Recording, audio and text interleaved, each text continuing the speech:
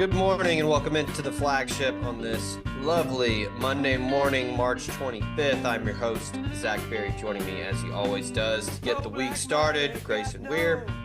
Before we get into the water cooler talk and discuss brackets and how good and or bad they are, I do want to remind you, College Corner, power the studio, power the show each and every day.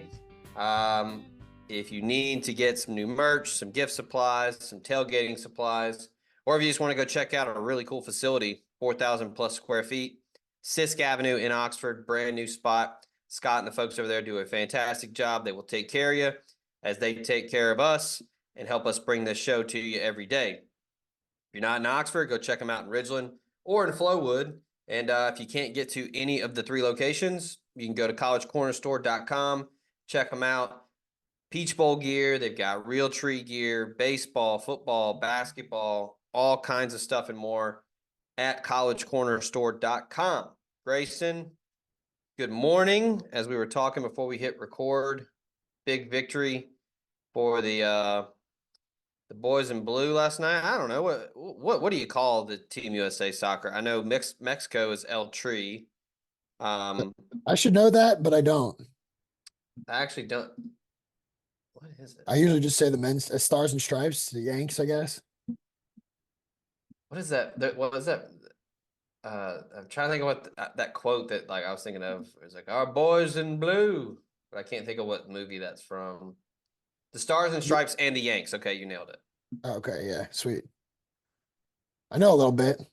The Yanks. So yeah, rocking the crest this morning. Dos a Cero last night. A couple rippers in that game. Some fun goal scoring. If you're not a huge soccer fan and you watched last night on Paramount Plus behind the paywall, oh no. You got your money's worth because there was some good goal scoring. Yeah, Pulisic's in great form too. Some good football on the pitch, Grayson, if you will. No, Pulisic was the high. I know Adams' rocket and Reyna's goal was nice, but I think Pulisic, I mean, the fact that he's really coming into his own and he's over there in Milan now, he's really in fantastic form right now. So it was nice to put a good 2-0 victory over a really bad Mexican side. They're really awful. Like one of the probably the worst Mexico side we have seen in my lifetime, perhaps. So it was nice to really go in there and just get a 2-0 dub. Quick sidebar before we get into March Madness, and which, by the way, I don't know if you saw the stat. I noted it here to bring it up on the show. Saturday's games averaged 10.8 million viewers. That's the most watched first day of the round of 32 in March Madness history. So wow. Anybody that says college basketball is a bad product or nobody cares about it, whatever, no. March Madness still reigns supreme. It's the best. It's always gonna dominate every year. And look, we'll get into it for good reason. I thought most of the game there were some blowouts. There were some big time blowouts. There were also some really good games. Yeah. But I was gonna say, quick sidebar: is there anything more fun than soccer lingo, like soccer slang? Like I can't think of another sport. Like maybe baseball's got some weird stuff, like baseball, and that's kind of fun. Yeah, baseball, like when like hardcore baseball people start talking slang, it's kind of a different language. But like you were saying, Pulisic, good form. Yeah, that's a good one. I love when people like a proper football last night. I don't know, man. Just like the slang and just like when you got like football fans in a pub going back and forth, and like man. I love it. That's a good one. I love when they're a howler. That's what it is. A howler. Last night's goal was a howler. Ripper, howler. Ripper. Yeah. Or the gaffer. Yeah. The gaff. The manager. It's very good. Dude, you're it's right. awesome. Yeah, I will say, if you haven't watched Welcome to Wrexham, I highly recommend it. That lot of that kind of jargon on there. All right. Let's get into it here.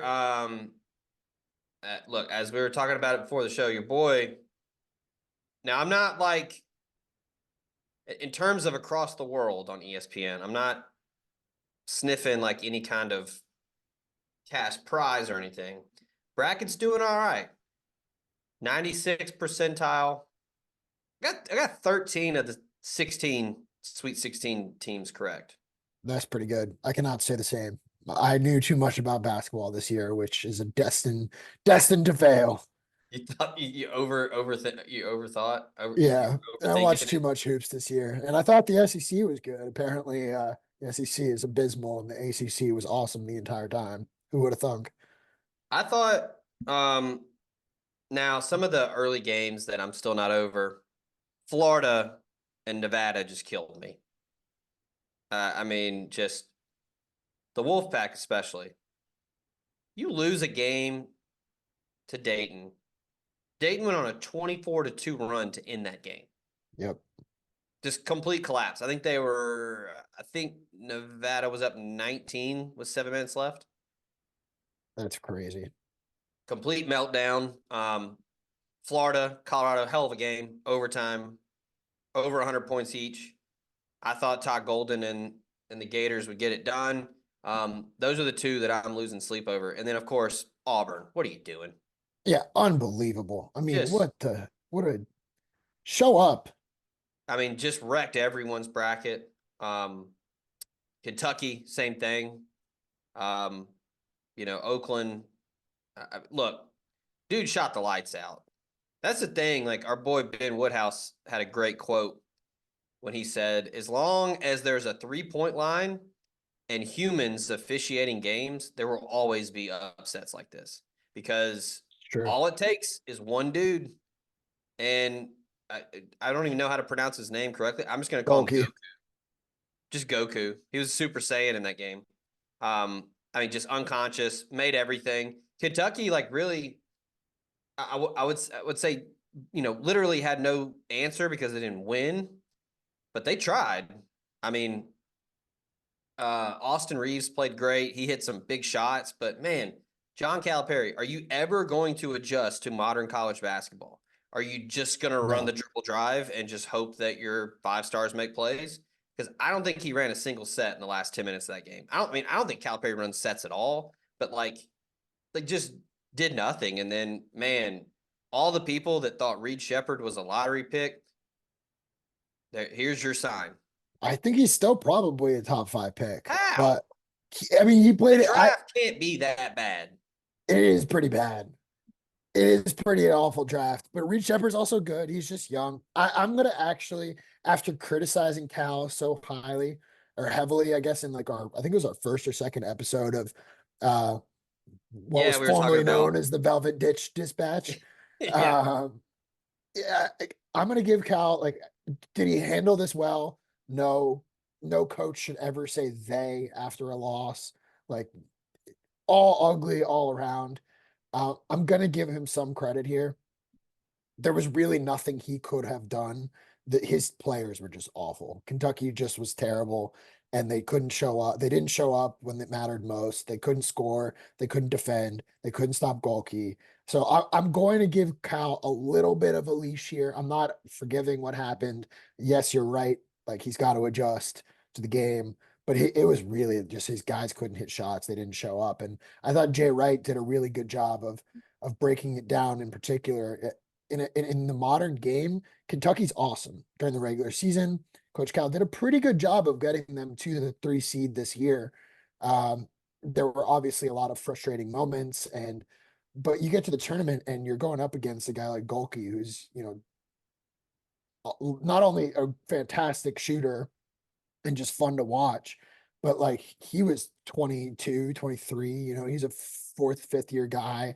And then you're going up against a bunch of freshmen who just didn't know what to do when they saw an experienced team in a clutch time. And so Jay Wright did a good job of breaking down what I thought, at least, Kentucky just isn't, they're not able to adjust and to adapt to the modern era. And so until Coach Cal can learn that these one and done guys who are very good in most of the year, they just can't show up in the tournament because they don't have that experience. They don't have that age. They don't have togetherness. And we're seeing that kind of across the board this year. I mean, when you look at the Sweet 16, all of the teams remaining, even Tennessee, I mean, you really only added Dalton Connect to that roster. Most of that roster was intact from last year. So they have the experience, they have the age, they have the depth.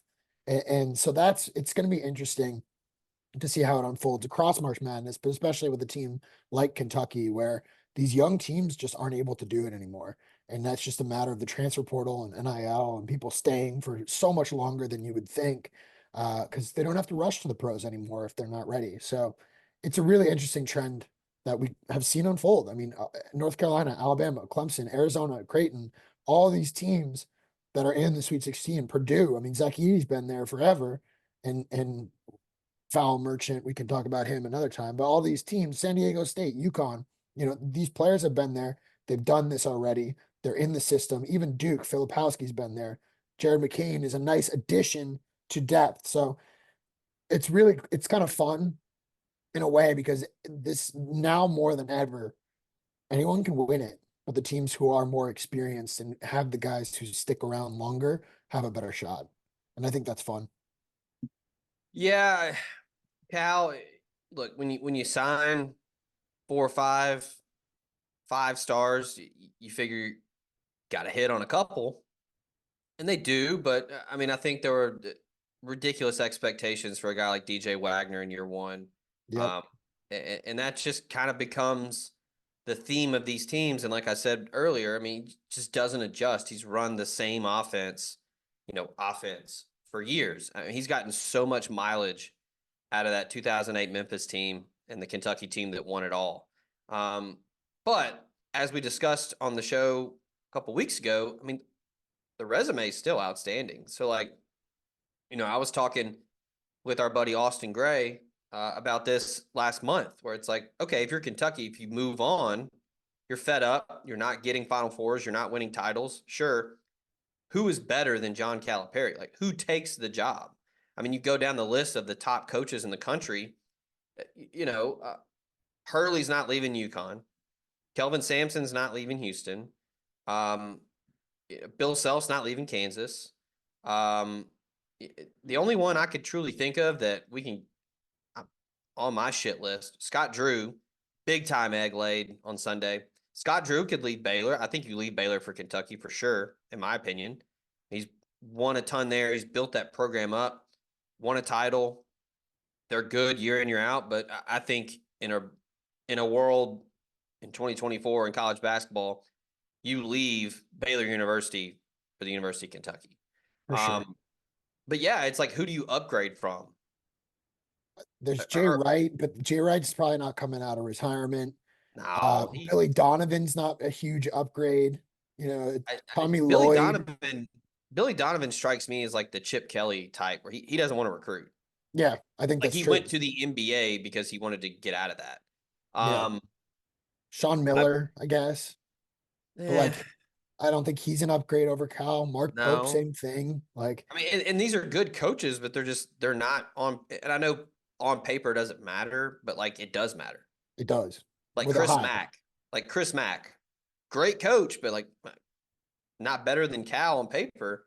So it's interesting. I know that there's been some reports out there. I believe it was Matt Norlander of CBS said that the AD at Kentucky, it's like in his hands now. So they're, going to make a decision one way or another soon. Good luck if you get rid of Calipari. I mean, I don't know where you go to quote upgrade, And to because that, pay him $33 million yeah. not to coach. Now, I don't think that's an issue. I think Kentucky It's can not. get that. Yeah, but you're still As, paying him $33 million for really who are you yeah, upgrading with? to go away. Yeah. So, yeah, I mean, I think it's tough. I'm also interested in, like, Kentucky's finally, like, officially invested in NIL for basketball. Mm-hmm. That, like, there's an actual collective movement, like Not literally and familiar, figuratively. right? Yeah. So that is in place now.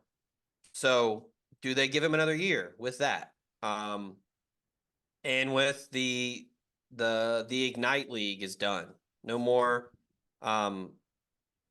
Ignite League. I know there's still Overtime Elite, and then the G League or whatever it is still a thing, right?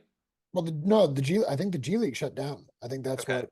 So Yeah, is I it think just so. Overtime Elite now? That's it. I think so, and I think Okay. Overtime Elite's going by the wayside too. So that opens up more doors for guys that were just opting to skip college to go play in these little minor leagues. So maybe you get better players that way too. I But don't it know. doesn't solve the problem. I mean, it doesn't I solve mean, Kentucky's problem. if anything, it's just, you're just pouring more gasoline on top of the problem. And then Mhm. Calipari's just standing there with a box of matches. And it's like, okay, is it going to work or not? Because, yeah, I mean, I think the issue is clearly him. Obviously, he's the coach. It falls on him. But, it's Yep. just, there's just no adjustment made. It's literally the exact same thing that he ran at Memphis. And look, it worked. You got to a national championship game. You were a Mario Chalmers prayer away from a title at Memphis. Yeah, really. And yeah, I mean, you win a title at Kentucky with, just what they called them, the eighth wonders. I mean, that team was loaded. But then there were other teams that were just as loaded. You fell short. Mhm. Um, This year's team was really good. yeah, so it's bizarre. Elsewhere, looking at the Sweet 16 as we kind of turn the page here, looking ahead to the next round of games. UConn, San Diego State rematch. I mean, I think UConn's just way too damn good for anybody right now. Just honestly, like probably the most well-rounded college basketball team we've seen in a long time. Great mix of experience and young talent. Great coach. Repeating's hard though. A lot of pressure. So we'll see. I know San Diego State's going to be fired up for that rematch. Yeah, and if UConn's going to lose, that game's going to be awesome. There's going to be a lot of beef down there in the post between Ledee and Klingon. So that's going to Yeah. be a lot of fun. And if UConn is going to lose this route, it's going to be against a guy like Ledee, or it's going to be against Zach Edey in the finals, where someone has to stop Klingon, who is, I think, the best. I think Klingon's the best big man, certainly the best big man in the country, but arguably the best player in the country. And I think you could say that if you put Klingon and Filipowski against each other, Klingon wins that matchup 8 times out of 10. I think he's really special. And so if you're going to stop UConn, you have to stop Klingon. And Ledee could do that. And then someone like Zach Edey could do that, the foul merchant. See, I think I think Klingon dominates Edey. I think so too. I mean, the But book on if Edey, someone's going to stop him, it's going to be one of yeah. those weird big guys. The College Corner is headed to Oxford. Stop by their new location in the Oxford Commons off Sisk Avenue. They'll have 4,000 square feet of Rebel gear ready for your trip to the Grove. On your next trip to Oxford, stop by the College Corner or our other great locations in Ridgeland and Flowood. Hats, shirts, polos, pullovers, sweats, t-shirts. College Corner has it all. And as always, you can visit us online at collegecornerstore.com. That's collegecornerstore.com. The College Corner, where your game day apparel meets. Call Drew Moak of USA Benefits Group. He can help you with any of your health insurance needs. Drew is an Ole Miss grad located in Mississippi and licensed in 7 states. He works with the nation's second largest health insurance brokerage with access to 35 different carriers, regular health plans, to life insurance, to dental and vision, and even Medicare. He has it all covered. Now more than ever, it is critical to have a health insurance agent who is local and accessible. So call Drew Moak at 601-953-8449. 601-953-8449 and get your free quote today. Hi, this is Kevin Kessinger, former Ole Miss baseball player, son of Ole Miss Hall of Famer Don Kessinger, and dad to Ole Miss All-American shortstop Gray Kessinger, and your local community banker with B&A Bank. B&A Bank has invested 125 years in our communities, and we know the needs of North Mississippi businesses better than anyone. As a commercial lender with B&A Bank, my priority is Oxford, and I'd love to help you and your business with any lending needs. Visit www.bnabank.com to learn more. B&A Bank, local, invested, modern banking. Member FDIC, equal housing lender. I mean, the book on Edey is you just got to get in his chest and get physical. Mm-hmm. He And doesn't stay out like of foul trouble. Yeah. Illinois, Iowa State's going to be fantastic. Illinois just quietly dominating, Mhm. marching into the Sweet 16. Terrence They're Sherman's really really good. they're really fun. Iowa State solid, survive Wazoo, which I felt pretty good about that, getting Wazoo into that second round, upset over Drake, which Darren DeVries going to West Virginia. That's a fantastic hire for West Virginia, and he gets his son to come with Yeah, you him. get Tucker with him. North Carolina, Alabama is going to be high level basketball. That's going to be a ton of fun. That's a fun rematch because they played that quadruple overtime game in was that 2022, like November? I think that was one of the Thanksgiving feast week games. That'll be a Yeah. fun. I don't think the team is anywhere near the same because I think that was Quinterly and Brandon Miller, but Mark Sears is still there. So that'll be fun. Baycott's still there. RJ What Davis do is you still there. What do you think of North Carolina? I think they're playing with a chip on their shoulder. I think if they're going to credit to Hubert Davis and the guys who stayed, RJ Davis and Baycott in particular, for rebounding from last year's disaster. I think they're playing inspired. I think that Michigan State really gave it everything that they could in that game. I thought Michigan State played really well against North Carolina and they lost by 16. So Yeah. North Carolina's on a roll. Baycott's playing really well. RJ Davis is arguably the best guard in the country, if not the best player in the Oh, country. So there's a lot of oh, conversation to be had there. Arguably. okay. Let's say my boy Jamal Shed catching a Yeah. stray. No, I would not put him as the top player in the country, but he's up there and there's a case to be made. I haven't watched a ton of UNC, but to me, they just seem like they're just all right. They're just Yeah, solid. they're I bullies. don't, I don't think it can win at all, but Bama's one of those teams where you know what they're going to do. They're going to shoot threes and they're going to try to dunk, and that's it. Yep. So how's that going to play against North Carolina and Armando Baycott and a pretty talented, experienced group? Probably, in my opinion, the only potential blowout in the Sweet 16. I'm maybe this is a little bit more with my heart than my head, but I think I'm right on this. I think Arizona is going to blow the doors off Clemson.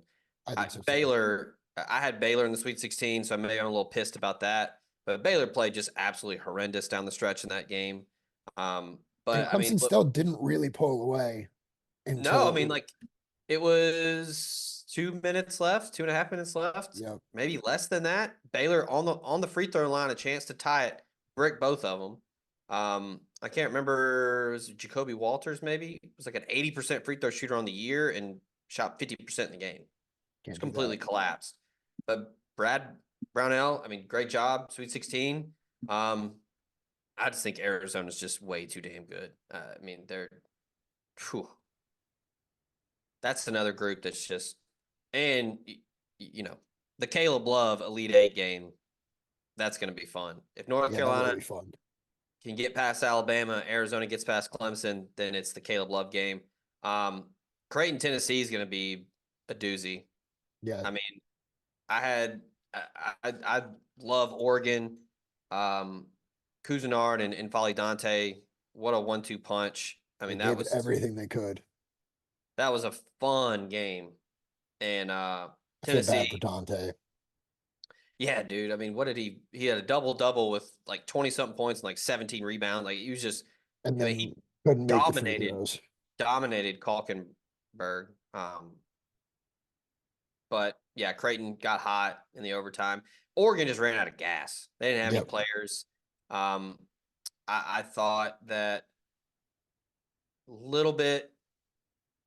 I mean, Dana Altman kind of left it up to his playmaker. Cousinard, I think, took a little bit too much time at the end. I thought definitely the ball in his hands was the move, but he waited too long to where they didn't have time for a putback. No, I agree. And still haven't had a buzzer beater yet for all the people that took that prop bet. Well, kind of. We had the A&M, but not a game-winning buzzer beater. Haven't had a game-winning one yet Yeah. because the Colorado one didn't count, or Colorado Florida one didn't count. Mm-hmm. So people holding that ticket for that bet. still holding out hope that it happens. Yeah, Creighton, Tennessee is going to be a ton of fun. Purdue, Gonzaga, man. It's fun Zags too. just absolutely embarrassed Kansas.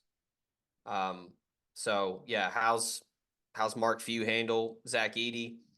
And then potential blowout here, maybe, but NC State's a hell of a story, but Marquette really damn good as a 2 seed. Tyler Kolek, he might not be able to So read, but he good. can shoot the basketball. Allegedly. That's like my favorite meme right now is the Tyler Kolek can't read thing. I think that Uh, was the funniest story of the year whenever the academic advisor came out and was like discredited a very obvious false report and was like, no, Tyler Kolek is a great student. He works so hard. It's like, yeah, okay, sure. it's hilarious that so many people think that's actually true. Yeah. We get to choose our truth, so I'll choose to believe it. Yeah. And then lastly, Houston Duke. Whew, that's gonna be a street fight. That Houston A&M game lived up to the hype, man. Sure did. Yeah, Jamal Shed, just incredible game. That was getting danger zone territory for Kelvin Sampson. If A&M had somehow gotten it to a double overtime, Houston was screwed. Yep. What, They didn't have any legs left. four of the 5 starters fouled out, which that's been my only gripe this year for the tournament. That was the only game where I thought the officials were like, because other than that, for the most part, the officials have been letting people play, which is great. Yeah. There was some ticky-tack stuff down the stretch, and I mean, our statistician and analytics guru Nicholas Carr keeping track of. I think there were like 17 fouls called on Houston in the first half, where it just makes for the end of the game sucks because all the best players are out of the game. I mean that, And the replays, but that's a different conversation. yeah. So yeah, I'm excited. This is gonna be a fun Sweet 16. And bracket's still doing pretty well. I still got the little fire emoji next to my name, so that feels good. Trying to win some of these groups, win some of this money, Grayson.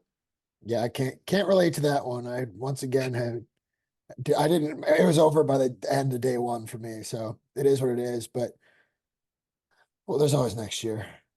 Yeah. All right, before we get into little baseball talk, just because for posterity reasons, I know people are probably wondering why we're not talking Ole Miss women's hoops. Well, we don't really want to talk about it because they're going to play here shortly, and it would just be kind of moot by the time this podcast comes out. Look, real quick, I think Ole Miss has a fantastic shot. Notre Dame's best players out.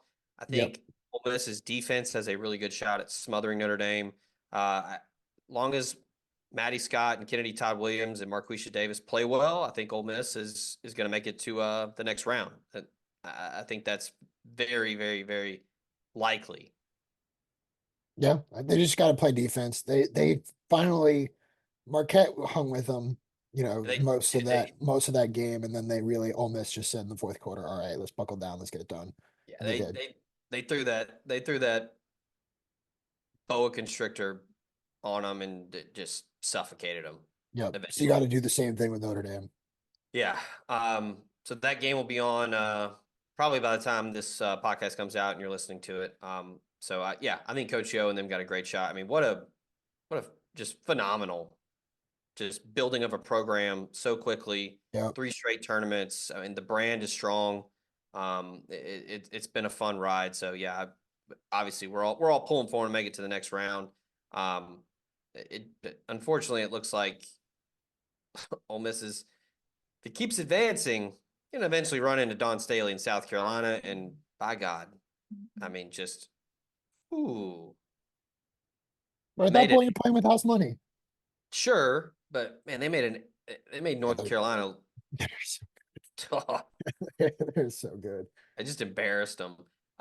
Before we get into baseball, I do want to remind you, podcast also brought to you by USA Benefits Group and Drew Moak. You want a free quote today, health insurance, Medicare, you want a supplement plan, life insurance, dental, vision, all of that covered and more. Give him a call, 601-953-8449. Check him out, usabg.com. DMOAK. Licensed in 7 states. Drew's an Ole Miss grad. He's located in Mississippi, so he is local and he is accessible, but he can also help you out in other areas as well. He works with the nation's second largest health insurance brokerage with access to 35 different carriers. So pretty much anything you need, Drew can help you out. That's USA Benefits Group and Drew Moak. Call him 601-953-8449. All right, Grayson, real quick, we don't have to get into the minutia of the entire series. I think the biggest thing for Ole Miss was getting one. It's a top 10 Tennessee team on the road. Very really good Tennessee team. Very good Tennessee team. Ole Miss lit up the Vols on Saturday, which impressive to do that against a Tennessee team that's throwing Drew Beam, who's an All-American. Ole Miss chased him, 3 earned runs, had 6 hits, and then Liam Doyle just electric. I mean, by the way, I mean the K strut. I don't know. I haven't looked to see if Pitching Ninjas noticed, but his K strut is pretty elite with the back turn and like the head, like watching the guy leave the box after striking him out. Pretty elite stuff.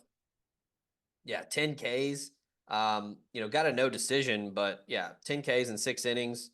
Only 1 walk too. So he's challenging batters. He's really battling in there. I think that's the story of the weekend, how dominant he was to start the game. And then, I mean, Andrew Fisher just hit some balls that landed in Virginia. And then our boy, Braden Randall, the electric factory from the Lone Star State. I mean, the guy needs to play. But yeah, look, 1 out of 3, nothing to hang your head about against a legit Tennessee team that will challenge for Omaha. It's just, if we're looking at some negatives here, just the Sunday experience is not great. Grayson Sonier's got to figure something out. I mean, how much longer do you go without giving Riley Maddox a shot at Sunday? Not long. I think next weekend, if not the weekend after. Now. Yesterday was telling, Sunday was telling. It's not clicking yet, and that's okay. It could click down the road. Like the things can change, things are fluid, but it's not clicking, and that ain't gonna work. The good news is, like, we've seen what Gunnar Dennis can do. He got lit up again by a really good Tennessee team, but when you really kind of break things down, you're gonna have bad days. But all things considered, 2 walks, 5 strikeouts, 9 hits, really not horrible. It's just the 10 runs that you can't have that happen. It won't happen. And I honestly, like, there's not a huge concern there. A really good Tennessee team knocked him around. It happens. Sunday's the concern. And look, I think you take your chances with Liam Doyle and Gunnar Dennis, and then you figure out Sunday, whether it's Riley Maddox or you go by, just a staff day, throw a bunch of guys 2 or 3 innings. But it all depends on how much bullpen you have left after the first 2 games. But I mean, I don't think this is like a complete, oh no, what are we going to do type situation. Ole Miss is 17-8, 3-3 in the conference. April's just around the corner. I mean, I think the big thing for me is the series win over South Carolina, who took 2. Did they sweep or take 2 of 3 from Vandy? I know they won the first 2. I don't know if they swept. But that's going to potentially be a really good resume, footnote for you there. But yeah, I mean, I think it's okay. They did. Oh wow, they swept Vandy. Nice. Whipped them 10-2 on Sunday. So yeah, that's a big series win there. You get the neutral site win over a ranked Southern Miss team that I think is going to eventually be a thorn in somebody's side in a regional as a 2 seed. Sure. Big test here. Can you bounce back at home this weekend against Kentucky? That's my big question, because I do think Kentucky, now ranked 23rd, which Baseball America has Ole Miss 22nd. So I think that big rank on rank matchup this weekend against the Wildcats, and then Georgia's ranked. Ole Miss will have it shot against Georgia later this year. But yeah, Mississippi State at home should win 2 or 3 there. You got Arkansas on the road, another situation like it was this past weekend. Just nothing to lose. You're on the road, whatever. Yeah, just win your clunkers in the midweek, and then try to get 2 out of 3 against the SEC opponents that you should beat. Yeah. I mean, I think I've said it before, I'll say it again. I think you're looking at a 2-3 seed in a regional. It's a matter of what can you do in the postseason. Just continue to play. Don't lose games. Like, you can't drop games to Austin P. You can't drop games to Murray State. You'd like to continue to beat teams like Georgia. Mississippi State's not great this year. You got to win those games. Arkansas is winnable. And then, like, this weekend, like you said, you have to bounce back. You have to win the series against Kentucky. So if you can keep the head above water, get yourself in the mix, and get placed nicely in a winnable a winnable regional, like, you're in a good spot. So it just comes down to, can you get that third starter? Who's it going to be? And can you rely on them? Yeah.